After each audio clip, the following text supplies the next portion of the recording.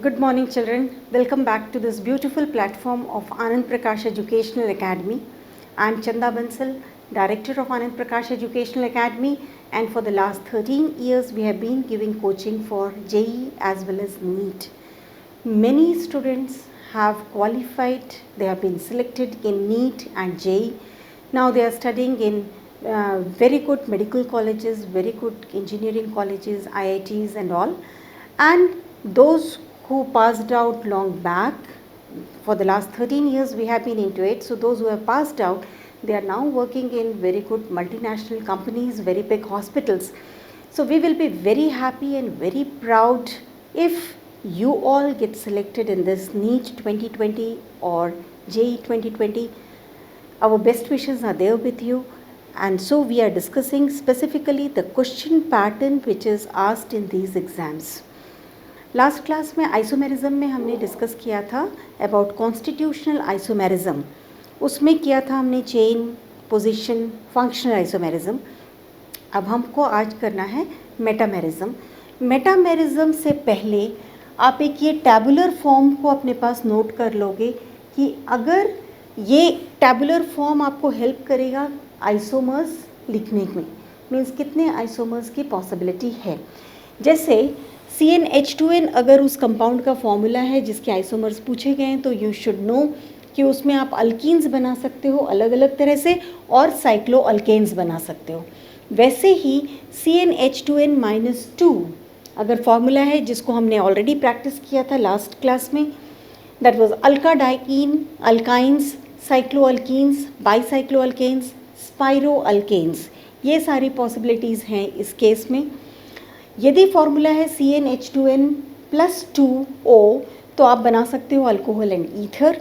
यदि फॉर्मूला है CnH2nO तो आप बना सकते हो aldehyde, ketone, cyclic alcohol, cyclic ether, unsaturated alcohol and unsaturated ether.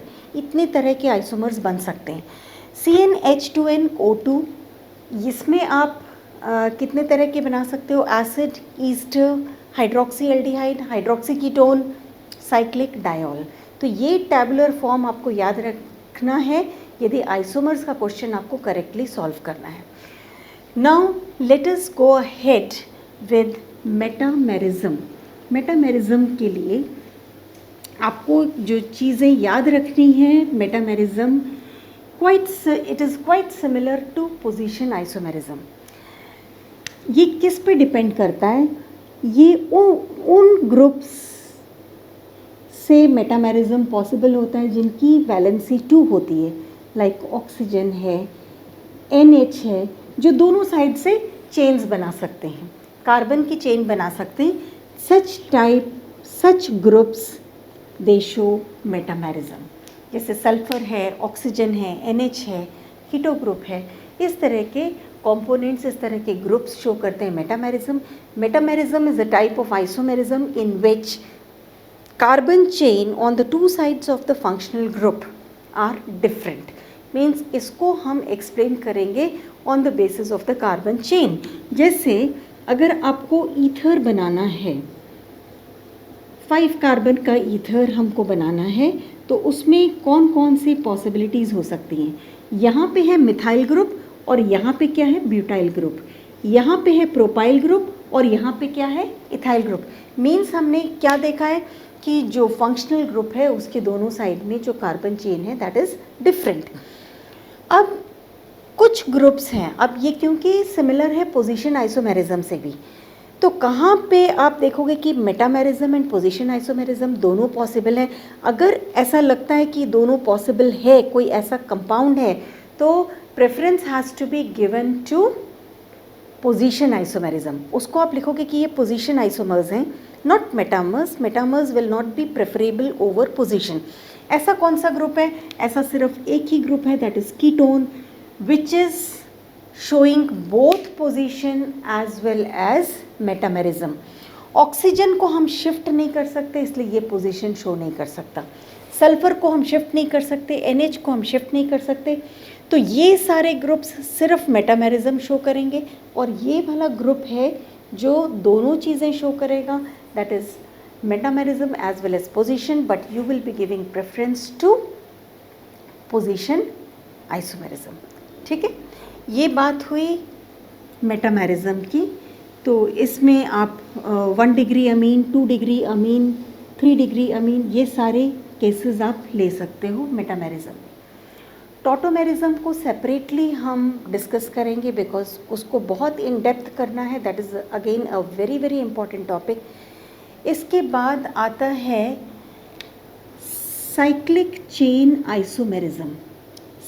Cyclic and chain isomerism ये नेक्स्ट कैटेगरी है आफ्टर मेटामेरिज्म।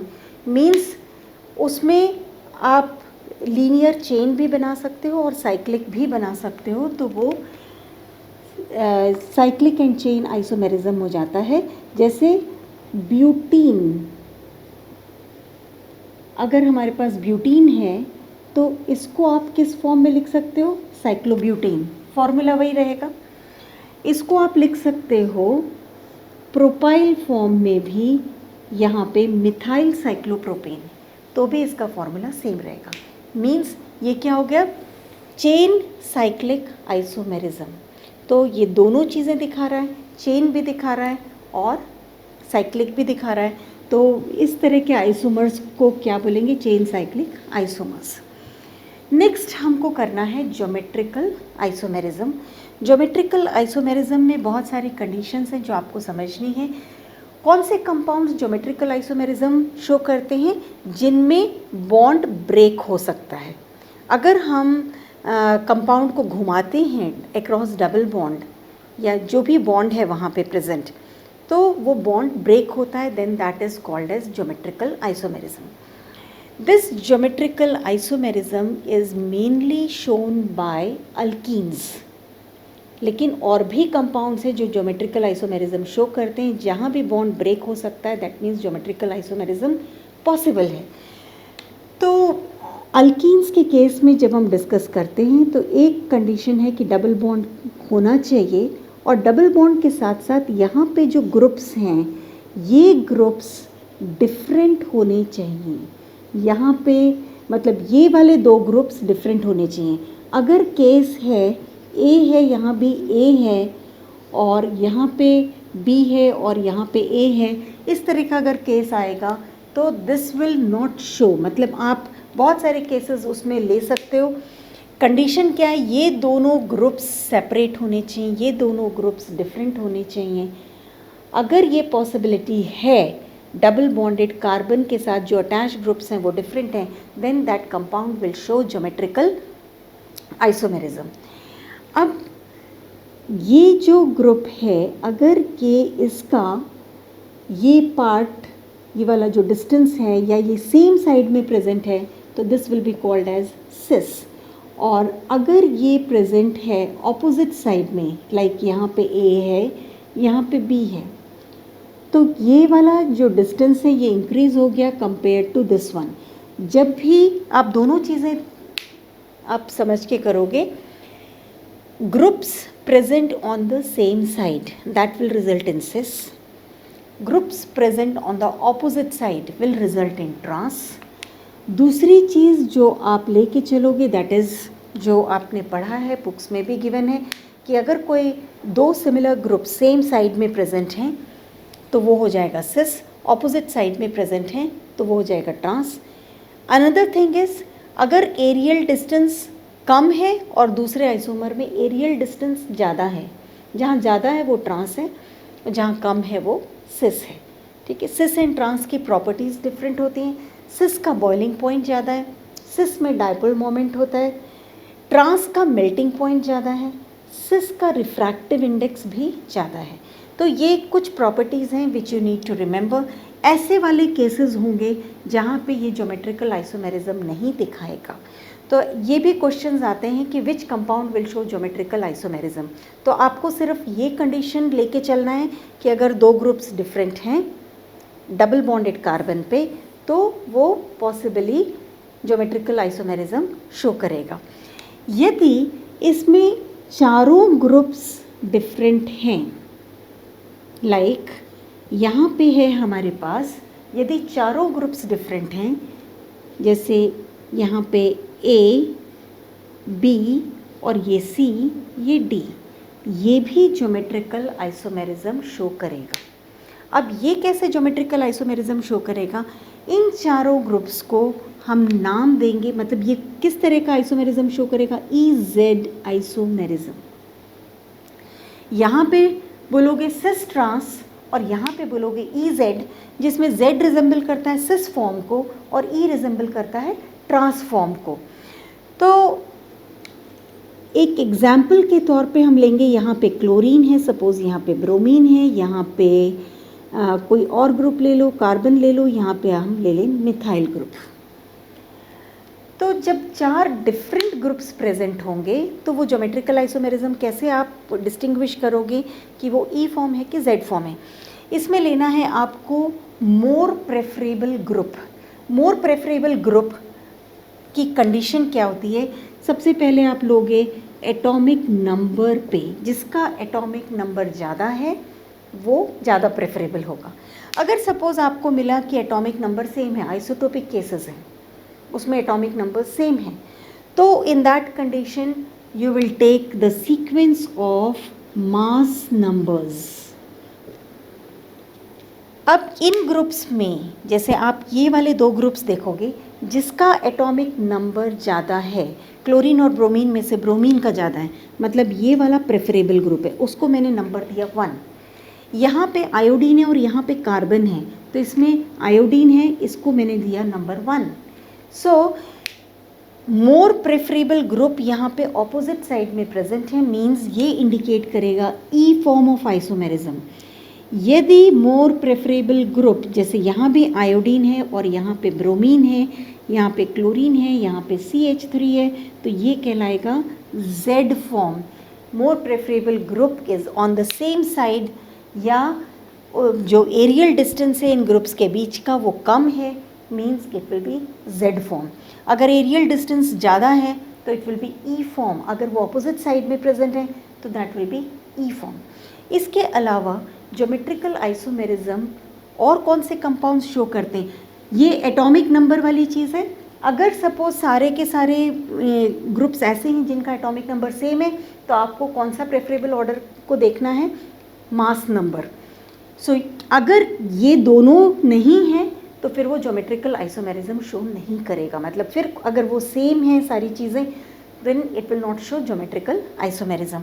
अब geometrical isomerism is also shown by imines. Imines कहाँ पे आते हैं?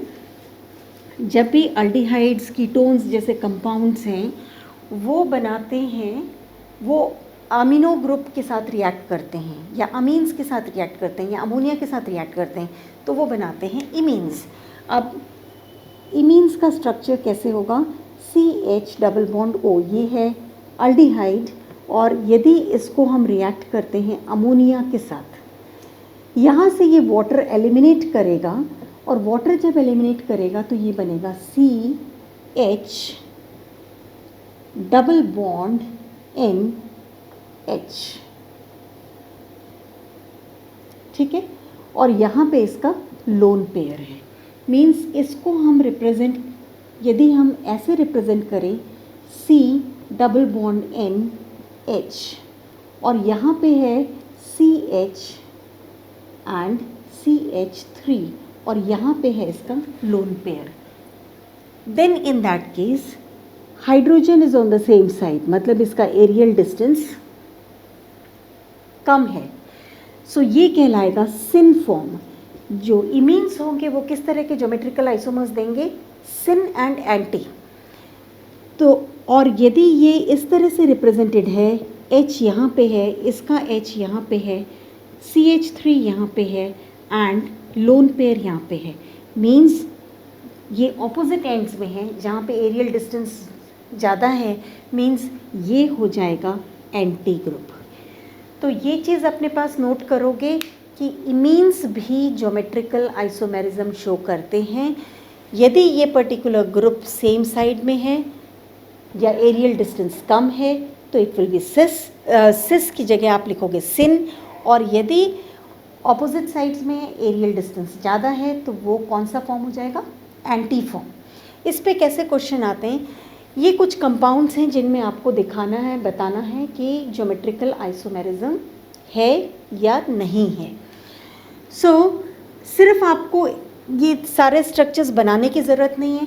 जो डबल बॉन्डेड ओ है, CO ग्रुप है, अगर उसके दोनों साइड्स में डिफरेंट एटम्स प्रेजेंट हैं तो ज्योमेट्रिकल आइसोमेरिज्म की पॉसिबिलिटी है, अदरवाइज ज्योमेट्रिकल आइसोमेरिज्म वो नहीं शो करेगा। मीन्स यहाँ पे CH3 और CH3 सेम ग्रुप है, मीन्स ये नहीं शो करेगा। HCHO को आप कैसे लिखोगे? HCHO, यहाँ भी इसके साथ में सेम ग्रुप्स प्रेजेंट हैं तो ये भी शो नहीं करेगा। यहाँ पे दोनों ग्रुप्स डिफरेंट हैं, एक H है एक CH3 है तो ये शो करेगा। यहाँ भी दोनों ग्रुप्स डिफरेंट हैं तो ये भी शो करेगा। यहाँ पे ये दोनों ग्रुप्स सेम हैं तो ये शो नहीं करेगा। यहाँ पे ये दोनों ग्रुप्स डिफरेंट हैं तो ये शो करेगा। यहाँ पे सेम है तो ये शो नहीं करेगा। यहाँ पे भी डिफरेंट है तो ये शो करेगा। यहाँ पे डिफरेंट है तो ये शो करेगा। इस तरह का क्वेश्चन आता है कि इमीन्स ये सब कंपाउंड्स इमीन्स जब बनाएंगे तो वो मतलब ज्योमेट्रिकल आइसोमेरिज्म शो करेंगे या नहीं करेंगे। So the main criteria that you have to see is C double bond O के दोनों साइड्स में अगर डिफरेंट ग्रुप्स प्रेजेंट हैं तो वो सिन और एंटी फॉर्म्स शो करेगा। ठीक है। सो इस तरह से ज्योमेट्रिकल आइसोमेरिज्म के क्वेश्चंस आपको सॉल्व करने होते हैं। We will discuss more questions in the next class. So keep watching all the videos, sequentially watch the videos, your concepts will be very clear. Like the video, subscribe to the channel, press the bell icon so that you get the notifications immediately when the video is uploaded. So study well with all our best wishes. Till then, thank you so much.